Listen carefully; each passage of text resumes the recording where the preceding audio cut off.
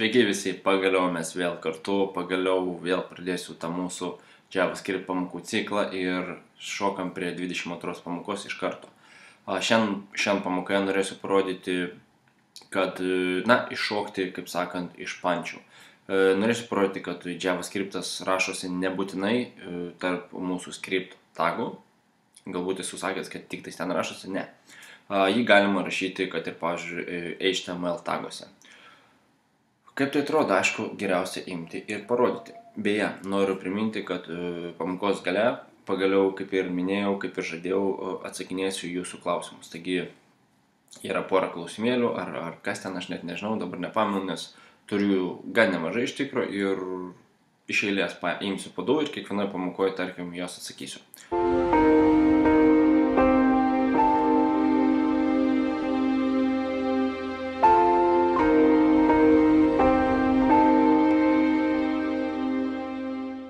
Gerai, pradedam tada mūsų reikalą ir, kaip matote, aš turiu JavaScript tagus, kurių mes šiandien nenaudosime. Kaip jau būtų keista. Atsimenat, mes kūrėm mygtukus. Būtent kažkokį tai mygtuką, ant kurios spaudinėjam, man vėl žinutės pradeda, ant kurios spaudinėjam ir niekas nevyksta. O šiandien padarysim taip, kad JavaScriptas pagalba tas mygtukas kažką padarytų. Kaip mygtuką susikurti jau mokame. Pirmiausia, mums reikia formos. Aišku, mygtuko tagas bus input. Taip ir pasirašome.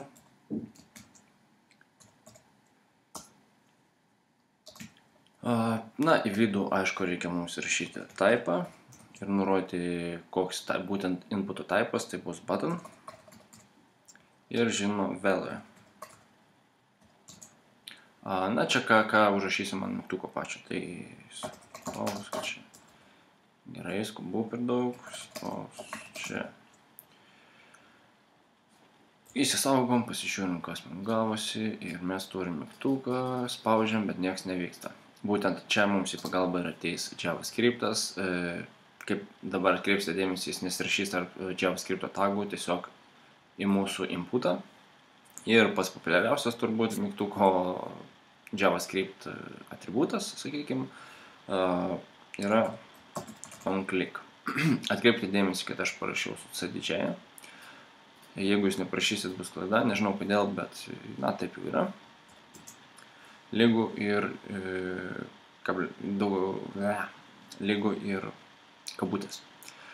Būtent čia mes įrašysim savo kažkokius tai JavaScript kodus.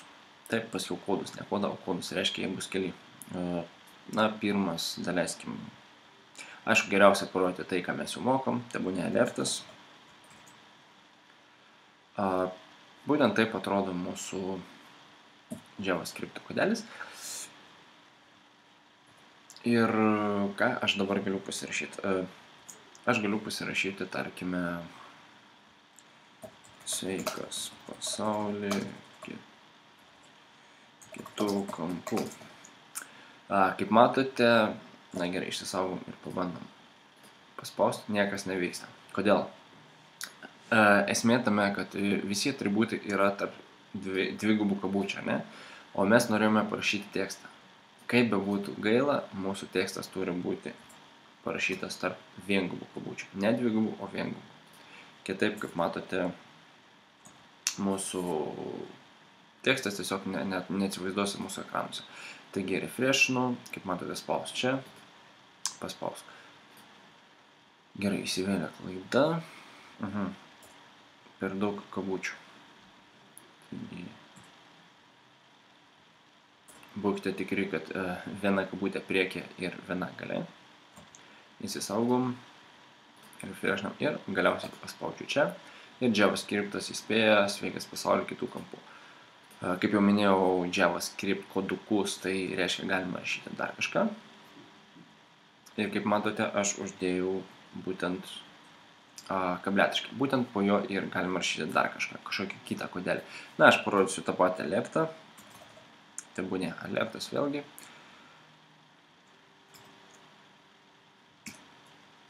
Ir į vidų vėlgi galime parašyti trečias kartas nemeluoja.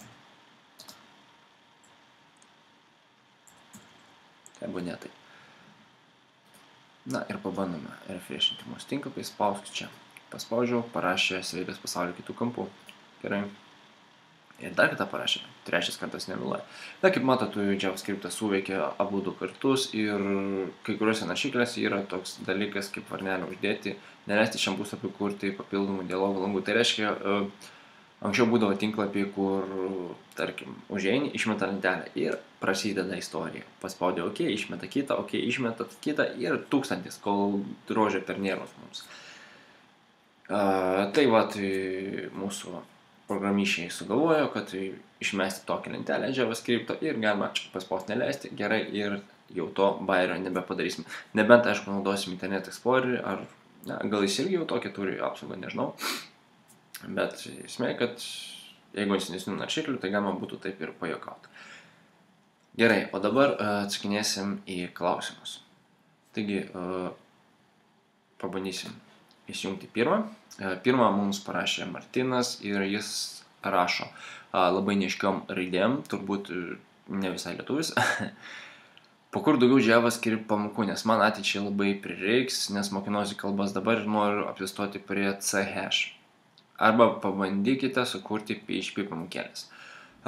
Na, kas liečia JavaScript, aš vėl eteryje ir vėl kursiu jas ir kursiu tol, kol parodysiu tai viską, tai ką aš norėjau. Taigi būk ramus, pamokos pradės eiti vėl normaliai, pastoviai.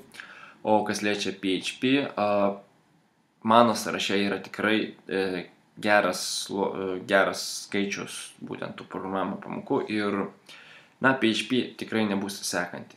Sorry, bičas, bet aš ją tikrai mokinsiu, tikrai mokinsiu, bet jinai kaip ir C++ labai didelė programavimo kalba ir tam prireiks tikrai ne 100 ir ne 150 greičiausiai pamokų, o kur kas daugiau. Taigi tas didelės labai programavimo kalbas aš atidedu į pačią pabaigą, nes, na, jau kai užsimsim su jom, tai užsimsim ir iš pradžių apmokysiu būtent tas smulkesnės. Gerai. Antras laiškelis yra iš Deivio. Deivis rašo, sveikas, tavo pamokos labai naudingos, tik gaila, kad nelabai daug tai yra JavaScript pamokų. Na, kaip sakiau, vėl pradėsiu jas gaminti ir jų bus tikrai daugiau. Aš pas daugmaž esu apmokęs PHP, HTML ir CSS, turiu savo tinklapiuką mažą susikūręs su registracija, prisijungimu, tik nelabai įsivaizduoju, kur JavaScript ten įkišti galėtų, nes JavaScriptų iš vis neteko mokytis, tik tiek, kiek mačiau tavo pamokose. Na, kaip matei, mygtukas jau yra. Jau išmokome jį panaudoti, kad jis kažką veiktų, kad jis kažką darytų ir galiausiai yra duombazės, kurios apdoros visą tai ir tavo registracija veiks.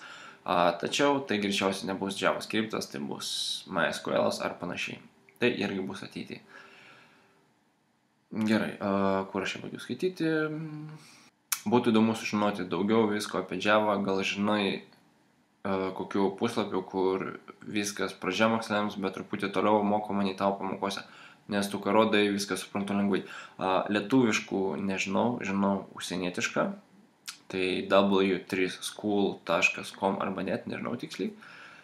Ten irgi yra labai daug, bet kaip jau minėjau, aš toliau kuriu savo JavaScriptus ir, na, manau, kad gali sekti toliau mano pamokas arba užžiūrėk kitą tinklapį. Aš iš karto galbūt tu jį ir parodysiu.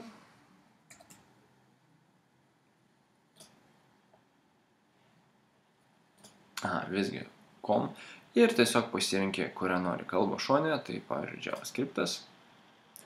Ir va, basic home introduction, how to, output, statements, comments, variables ir visa kita. Prašau, jeigu nesipyksti su anglų kalba, mokinkis čia. Taip pat neužmiršk užsukti pas mane tinklapį ir pasimokinti lietuviškai. Gerai, chebra, ačiū, kad buvot ir greičiausiai susitiksim labai greitai. Iki.